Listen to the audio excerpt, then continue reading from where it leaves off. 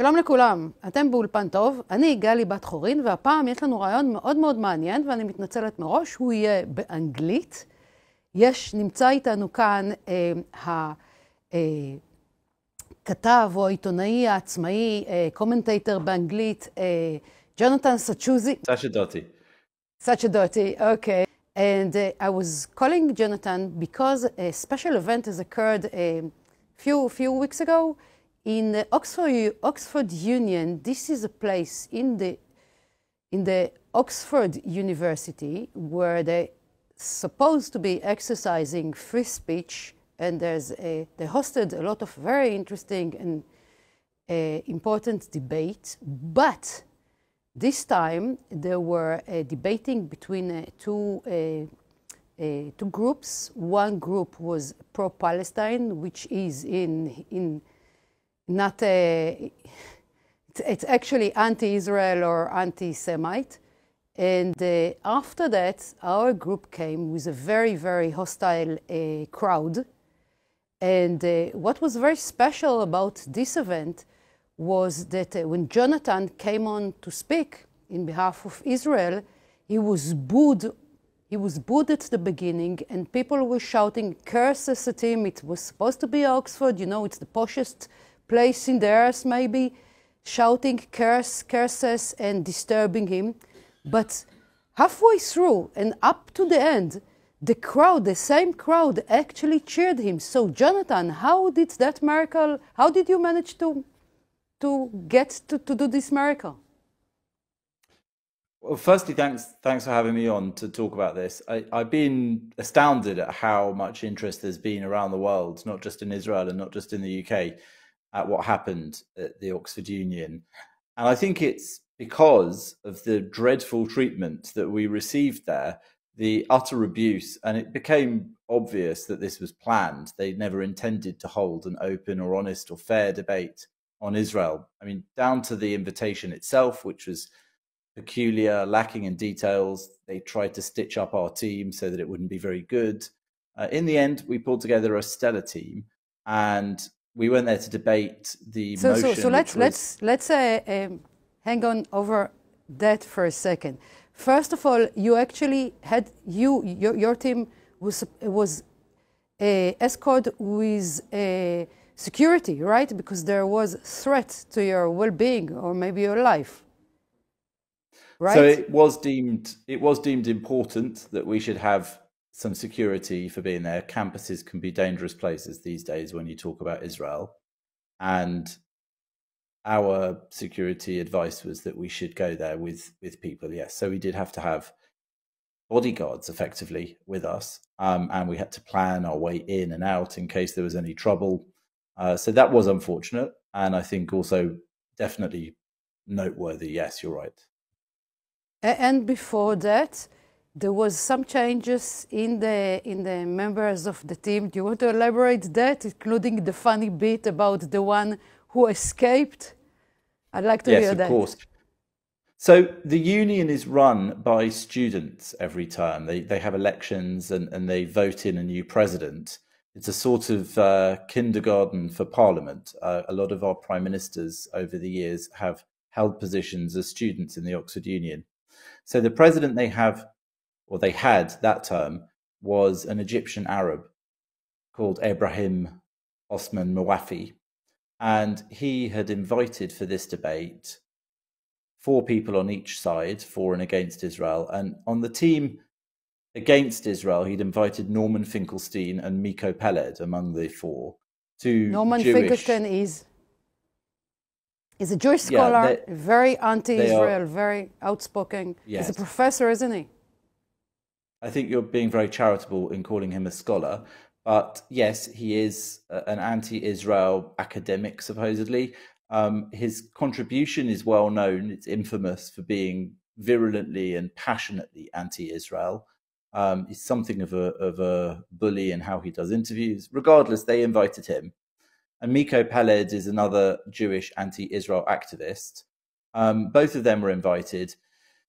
Our side had 4 bookings. Now, 1 or 2 people pulled out over the course of the preparations, and we recommended some replacements. So the replacements we recommended were Yosef Haddad and Mossab Hassan Youssef, both of them very well-known figures. Yosef Haddad, an Israeli Arab, and Mossab, in fact, born to the son of a Hamas founder and senior leader, who then changed sides and informed on Hamas to Israel, helping save countless lives by foiling suicide bombings, acting as a sort of double agent. And he's been really outspoken over the last year in Israel's defense in the media. So actually, in recommending those two people, we weren't just pulling a stunt by suggesting two Arabs on our side to meet the two anti-Israel Jews on theirs. We were helping by choosing two of the finest people who could not only disprove their allegations of apartheid and genocide with their arguments, but also actually with their very existence. Yosef Haddad, Yosef Haddad emphasized there, you sitting here in England and you telling me, an Arab Israeli, that I'm living in an apartheid state, I'm a living proof that I'm doing that and I'm coming here over to speak. I'm not coming from an apartheid state. So he was brilliant, and he was one of the only guys on the behalf of Israel that actually cursed back in Arabic when the Arabs cursed him. That made me laugh. It was, it was interesting because when we went into that room, I knew we weren't going to win their vote and I knew we weren't likely to be popular. But what I didn't really know was that they'd filled the room with people who were going to be abusive and disruptive of the event. So it's not free speech when you invite people you disagree with, but then try to stop them speaking or try to intimidate them. And the way they did that, as you pointed out, there was a lot of Arabic being shouted at us, among other insults. There was plenty in English too, not to worry. I got the gist of what they thought of me in English. But with all this Arabic cursing, actually Mossab and Yosef, I think, understood a lot more of the severity than we did. So yes, there was some back and forth that way. But if you're going to debate the Middle East, I guess you can expect to have Middle Easterners in the room. Yes, but another thing, you told me that once you brought Mashab to the debate, something very strange happened to the other team. Yes, so when we did suggest Mossab, they tried not to invite him, by the way. They told us they had, but then they didn't. Through a lot of back and forth, we did manage to confirm him as a speaker on our side. And at that point, Norman Finkelstein pulled out. So I think Norman Finkelstein was afraid of being in a debate against our team, against the people there. I don't know what his given reason has been. But the union then invited him to speak the following day, not in a debate, just a speech, unopposed. So I think it really showed that what he was afraid of. This is disgusting. Yeah. That you have a free speech debate. It's like supposed to be fair. British people, I think, invented fairness and the fair game. And in Oxford, which is so distinguished institute, they rig the fairness in the debate, and eventually they bring the worst adversary to speak freely without anybody there arguing or debunking him. This is really, it's so sad and it's so disgusting. It's sad what happened. But okay, let's go back now to your speech. That it seems like after, by the way, at least million viewers on the internet, you somehow manage to turn a real hostile audience that didn't really come to hear, and a lot of them came just to disturb. You managed to get a big applause. How did you do that? How did you take them that journey? So I don't think I convinced them very much on Israel, but the applause that I did get from them was after the particularly vicious piece of abuse about 8 minutes in, which lasted for a couple of minutes. So there was a woman who decided to stand up and screech at me, the top of her lungs, that I was a liar, and then some rather less nice words that I won't repeat here. But it went on and on and on, and eventually we appealed to the president to have her taken out, just because it wasn't possible to have a debate or even to continue speaking with that going on. So given that's the case, I mean, I would have been very happy if she'd had a sort of intelligent point to make or interjection to deal with it. No, it's not. It's never is the fact. It's never is the case, right? It's never. That's the format. That's the point in debate. But of course, it wasn't. The point was, I mean, there was another one shortly after who screamed something at me, and I said, you know, if you have a point to make, I'd love to hear it. Let's talk about it. But of course, at that moment, she didn't. So what happened though was that after that main disruption, in which I was very severely verbally abused, I did address that point. I said to the room that, you know, I had come there along with the other three speakers on my side to put to them a case that maybe they didn't agree with. I said, I know that many of you don't agree with us. I know that many of you maybe even don't like us. Maybe you hate us. But the whole point in the format of debating is that you should go there with an open mind, or at least an open enough mind to hear the arguments on both sides. That's the very principle. And then you can decide. At least if you hate us, have the information to know why you're hating us for, if ever. Absolutely. And I mean, you're welcome to sit through a debate and keep the same view. Lots of people do. I think it's often human nature. But I think it's just a bare minimum of respect for the format, not just the guests, to let them speak and to let them express an argument. And I did. You know, I wasn't there to hurl insults. I wasn't there to be abusive. I wasn't there even for sort of poetry slam style anecdotes, which the other side mostly stuck to. I was there to engage with the question that we'd been asked, whether Israel could be described as apartheid or genocidal. And I, you know, gave a speech on those points, which is to say, I don't think it can be under international law.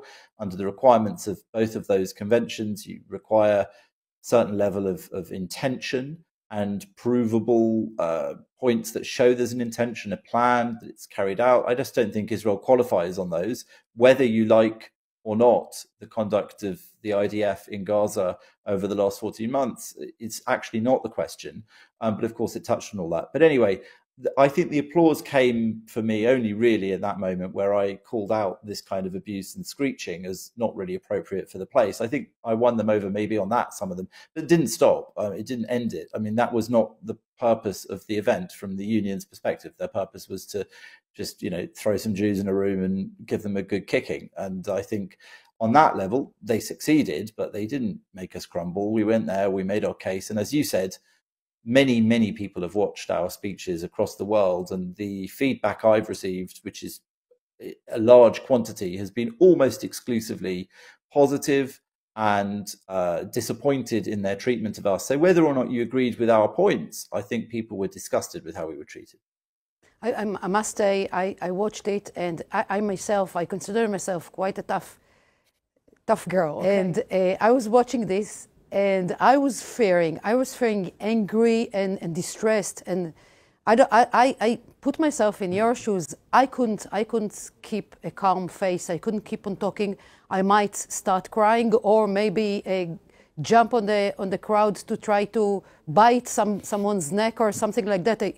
They made me as a watcher so furious, and I lost it. And you didn't. You kept so calm. But I've got to say another thing that maybe it's not the right thing, the right politically correct thing to say, but I've got to say it now, because if I could have, if I'd been there, I would say, if maybe Israel is making a genocide, but it's effing not good enough genocide, and I've got the proof for it, because if it was enough unpleasant for the Palestinians, for Gaza, for the Hamas, the first thing they would do is giving back the hostages. So as long as they're holding the hostages, they don't need the hostages. Hostages are not food. They don't need to eat them. It's not land. If they give up land. It's not surrender. Just give up what you take. So as long as you keep our hostages, people that you stole from Israel, don't accept us not to do anything possible, including genocide, unless you say we had enough. At least take back the people that we stole from bed. Is that it? I know it's not politically correct. It makes me angry. That's what I would have said there, instead of trying to convince them that 40,000 people is not enough, or it's the numbers are not right. 40,000 people dead, even though it's all children, is not enough. If the Hamas didn't say that's enough, we're returning the people that we stole. Well, I mean, that wasn't my argument, I hasten to add. I would say that, I don't consider what Israel is doing in Gaza to be a genocide by the simple and plain definitions given in the Genocide Convention. It's very specific, and I drew on historic genocides to make that point, specifically the Holocaust. I'm the son of a Holocaust survivor, and also the genocide in Rwanda. So when you think about the way that those genocides, just as two examples, were carried out, what's going on in Gaza doesn't compare, doesn't come close. I said in the speech, the Nazis had the Wannsee conference in which they planned their final solution to the so-called Jewish question. And it is clear that that was planning of a genocide. It's clear when you look at what they did, documented, that it was a systematic genocide being carried out in whole or in part, as the law says, to try and eliminate a people. None of that is happening in Gaza. There is no documented evidence of such a thing. In fact, what there is documented evidence of, and it's made its way even into the New York Times, hardly a pro-Israel publication, 10 meetings held by Hamas with their Iranian backers and with Hezbollah for what they called the big, I can't remember what it is now, the big operation. The final like solution. Which they, well, basically, and they give their very detailed plans of how they are planning to carry out what was effectively a genocide or an attempted genocide on October the 7th. There is a big difference. Israel, in its behavior, in its actions, in its military action, isn't doing what you said, I think. It isn't seeking ruthless and horrible revenge on the Palestinian people. When I traveling around Israel just over the last few days as well, speaking with military sources, political sources, analysts, and everyone down from the top to general people on the street, I appreciate that while there is anger over what happened on October the 7th, and you could understand if people feel a sense of revenge, this is not how Israel's war is being carried out. Israel is very rigorous in its attempts to obey. Let's speak for a second about revenge. Some people say revenge is a sign of a will to genocide or something like that. But all the justification of every action of the Hamas that shouldn't be justified is justified by their fair right to revenge. So decide if revenge is something that can justify deeds. So what do you want from us? You can't have two-tier judgments. Yes, what you're pointing to is a sort of double standard. And I think that Israel is often the victim of double standards in arguments. So, for example, if you believe that raping, murdering, setting on fire and kidnapping civilians is justified by Palestinians who burst over the border into Israel on October the 7th, it is strange that you would not feel it justified that Israel is carrying out a war against Hamas, who organized and perpetrated those atrocities. They're not alone. They did it with plenty of Gazan civilians as well. And in that war, Israel is making every effort to spare the lives of uninvolved people, to have them evacuated before they strike, to call off strikes when there's evidence that those who shouldn't be targeted might be, to help get through the human shield, the use of civilian infrastructure that Hamas puts in place in order to maximize the civilian casualties. I mean, Hamas basically is carrying out human sacrifice of its own people. If it claims to care for or look after the Palestinian people and the Palestinian cause, it has a strange way of showing it, because it deliberately draws Israeli fire towards the places where those people are, whether it's in their homes, their mosques, their schools, their universities, or their hospitals. Israel then has a really complicated job to try and obey international law, to try to debilitate Hamas, which is the stated war aim, but to do so without breaking international law, without targeting civilians, though civilians do die. And I think that on the whole, as far as I'm aware from the evidence I have seen, Israel is doing an extremely good job of that, but that doesn't mean that civilians haven't died. It doesn't mean there's isn't a lot of suffering in Gaza. There is, but I don't think that it's motivated by revenge, and I don't think that it's a genocide, and I don't think that Israel is trying to break international law in its actions. I think the contrary. I think the genocide that is relevant is what happened on October the 7th. If people have forgotten it already, shame on them. They need to go back and remind themselves, and it's not difficult to do so because Hamas published and streamed videos. I can send them to anyone now in moments. They can find them on Telegram. They can find them on websites. They're gruesome and horrific. And in those videos, you hear the fighters themselves, the terrorists themselves, explaining their actions. If 1,000 of us die, if 2,000 of us die, it is for jihad. They weren't talking about peaceful settlement with Israelis. They weren't talking about coexistence, living side by side in two states for two peoples. They were talking about jihad, and that's what they were carrying out. That was a genocidal act. These are people who, when they had control of a territory in Gaza, not a single Jew could live in it. That is an apartheid. So these allegations of apartheid and genocide leveled at Israel by the Oxford Union or anyone else completely overlook the fact that the true perpetrators of those crimes are the people alleging Israel is carrying them out. And another, to add another claim to that, there's a two way to think about innocent civilians. On one hand, if there are innocent civilians, even though they all voted in democratic election, they voted for Hamas. If you consider the uninvolved citizen that they are being sacrificed, obviously, by the terrible organization Hamas, everybody should be thanking Israel for trying to demolish Hamas and set them free. On the other hand, if that's not the case, Israel is fighting everybody who belongs to the Hamas. So the way I look at it, nobody can blame us for going after Hamas, and also for even the collateral damage by citizens. There is a supporter of Hamas that are not innocent, or people who are dying, unfortunately, in the quest to demolish Hamas one and for all and free Palestine from Hamas. Well, my understanding from speaking with legal advisors in Israel to the army and to the government in the past is that, in fact, Israel doesn't use the most maximalist version of interpretation of international law on who is a legitimate target.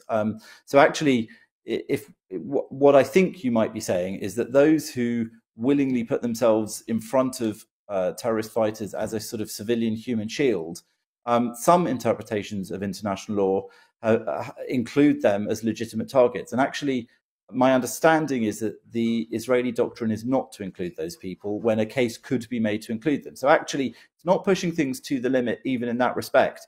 I would say that the narrative that's been put on this by some, that Israel is targeting civilians, is one that plays on a prejudice that people have thanks to years of slurs and calumnies about Israel, which is that the Jewish state, Israel, enjoys somehow killing civilians or children, that it is engaged in this as some sort of sport. And there is, I believe, no evidence of that. That's not to say there isn't evidence of civilians dying or being harmed by the wars that Israel is forced to engage in because of its terrorist neighbors. But it does say that they're not being targeted specifically. Sometimes it seems like the terrorist enemy, the Hamas, is inflicting on Israel their motivation, because their motivation is killing Jews no matter what, for fun, for their religious. Their motivation is genocidal.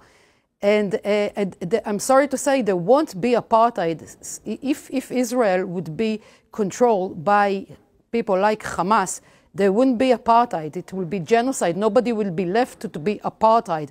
And maybe the last thing I want to add to this conversation, that the Israeli army has proved that if he wanted to, is strong enough, had he wanted to genocide the people in Gaza, within few days there wouldn't be one person living in Gaza. So we're doing a very, very, very, very bad job of genociding with all the power we have, and including the fact that we're using very, very high profile and very expensive bombs just to avoid hurting people that are not involved. So it could have been, we could have flattened Gaza within days, and it would have been cheaper for us, and not one soldier would have died.